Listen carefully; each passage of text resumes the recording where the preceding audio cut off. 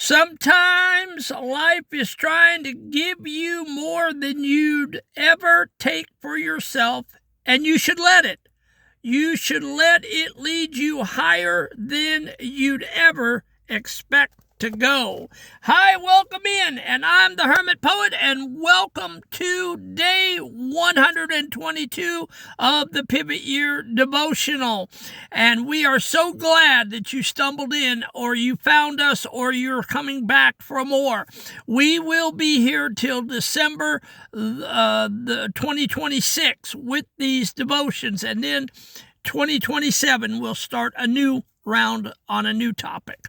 But this year we're working on your insides, trying to get you raised up off the floor, off the ledge, and trying to get you to understand what your trauma's about, and that it was not a cosmic killjoy who was trying to bash your brains in, but that your trauma, abuse, and school bullying definitely has purpose in your life if you will let it. And to get started, I'd like to give a round of applause because over the last couple days, we have gotten student number 259 in the class. We need one more to make 260. Folks, we are doing it. We are climbing to 500 students. Inch by inch, it's a cinch. Mile by mile, it's hard. And so we are patient, and we know that they will jump in this van and they're going to take the ride with the Hermit Poet to their healing. So today we are talking about the timeline of your life, the clock on the wall. Okay? So to give you a disclaimer, I cannot read the entire Brianna Wiest poem due to copyright infringement. So we take that and we reframe it into a poem of our own, in our own reframed words, what it means to me in my heart. And then we give you a 14-minute teaching, and then I give you a little homework assignment to do after you hear the teaching to kind of push your trauma ahead down the road. Okay? So the clock on the wall. The clock on the wall has a steady beat. While you're pacing the floor on weary feet, you want the answer, you want it now, with a heavy heart and a worried brow. But the gears are turning a larger wheel beyond the things that you touch and feel. The timeline you hold in your shaking hand is a tiny map of a massive land. We choose our path from a broken place. With shadows of doubt upon our face, we ask for crumbs when the feast is spread, and settle for stones instead of bread, because we think that we've lost our right to walk in the warmth of a steady light. We pick a life that is small and gray, and miss the gold of a brighter day. It hurts the eyes when the sun breaks through. After all of the darkness you've wandered through, the light is sharp and the light is cold as it burns away what is worn and old. It's hard to look and it's hard to see the version of you that is meant to be. But don't you shrink or turn your head. Follow the light where you are led. Let life take hold and pull you high to a wider view and a clearer sky.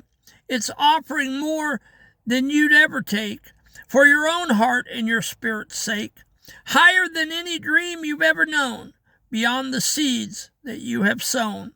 Let the great design begin its part and open the doors of that weary heart. And so, folks, I opened my heart back last June to the Pivot Year to the Hermit Poet ministry when I wrote that first poem. And I'm telling you, I'm having the time of my life.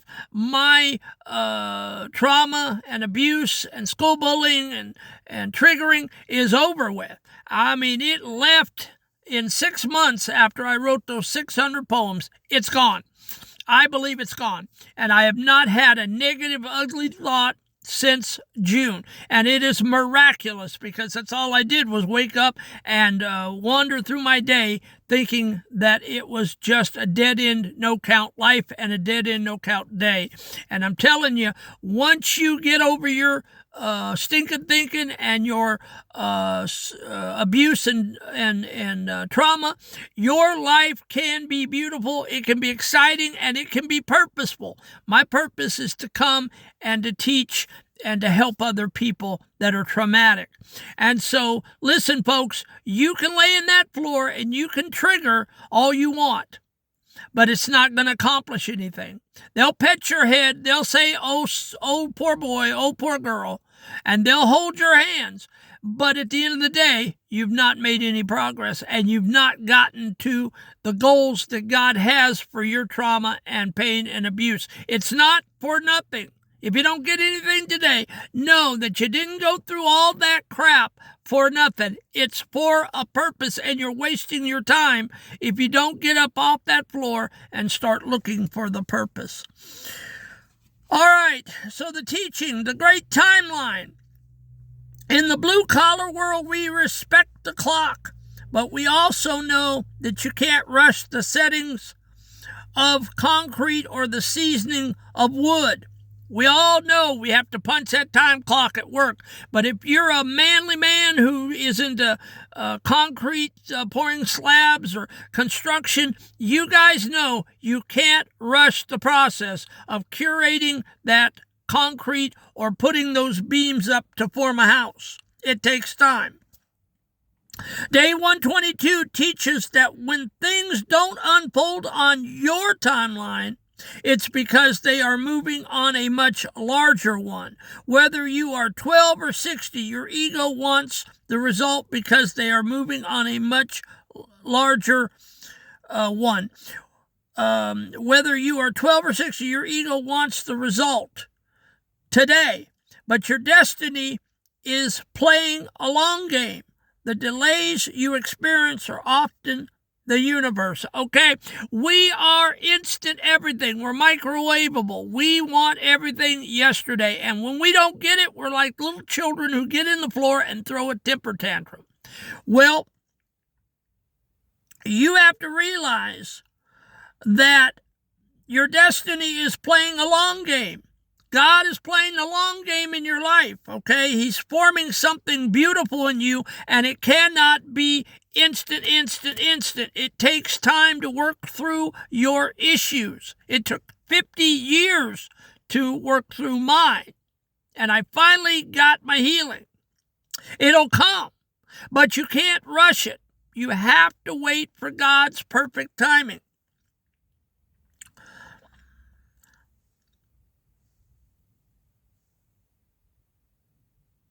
We rarely ask for what we actually deserve because we don't feel like we deserve it. I never asked for what I felt like I deserved because I felt like I was a piece of crap all my life.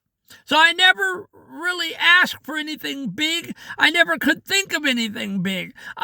Goals and dreams and visions, I couldn't put anything down on paper. I didn't know going through school what I wanted to be when I grew up. It was just one hot mess. We rarely ask for what we actually deserve. We ask for what we think we can get. Often the things we choose for ourselves only rise to the level of our broken self-perception. If you see yourself as a hermit or someone who has been discarded, you will only choose lives that fit that small dark room. Life is trying to give you more than you would ever take for yourself. You have to stop being the bottleneck in your own story. You have to be willing to let go of your small plans to make room for a grand reality. And that is so true, and this is so good, because the hermit poet was bottlenecking my life for 50 years, and God said, stop. I'm giving you something huge. You're going to be a poet, and you're going to be up on social media with 15,000 people and growing every day, and possibly write books, and possibly go speak, and there's so much I want to accomplish. And these are just dreams that I could have never thought of 10 years ago. I would have laughed you off the planet if you had told me all of this. If you had said I'd been sitting here teaching this today, I would have laughed. I would have been the last in the room to believe in myself. But God did it. He did it miraculously through that first poem there on that hot June day at the subway parking lot when I wrote, I wish it would rain down. God can do it. He's no respecter of persons. He can do it for you like he did it for me and like he does it for thousands of people across the world. You will get your healing, but you got to believe and you got to get up off that floor. When you have lived in the dark for a long time, nursing old wounds or trauma, the light actually hurts when it finally hits your eyes. Healing can feel like a threat because it's unfamiliar. It is painful to realize that you are worthy of more because it forces you to admit how long you've settled for less. Don't mistake the sting of the light for a warning that goes back to the dark. It is just your eyes adjusting to the high altitude. Let life lead you higher than you ever expected to go. And I have no idea where this whole thing is going to go between now and 10 years. I'm not even through the first year yet. June will be my first poem. This coming June will be my 1-year anniversary for the first poem, and November will be my first anniversary coming to the social media platform. So I can't believe everything that's happened in the first year. And God's taking me higher, and I believe that, and more things are going to unfold in the next 10 years. I believe it, and I say it with my mouth, and I, believe it. And so you have to believe in yourself. The application, the timeline. Identify one thing you are frustrated with because it is taking too long. Today, consciously hand that timeline over to a higher power. Say to yourself, I am working on the foundation. The finish date is not my business. I want you to say a little prayer to God, Allah, to the man upstairs, to whoever it is that you call your leader and maker. And I want you to tell him, I'm sorry, God, that I have been so babyish, that I've taken tantrums over the fact that my healing is not coming so fast. And just say to God, God, I'm on your timeline, not mine. I will wait it out until you see fit to give me my miracle. I know you're working on me on the inside, and you've not finished yet, and I'm not ready for the miracle. And just acknowledge that the Maker is working in your life. He is. He was working in my life for 50 years. It took 50 years of hard-headed knocks before I could come before you today and talk to you through the pivot year. The pivot year had to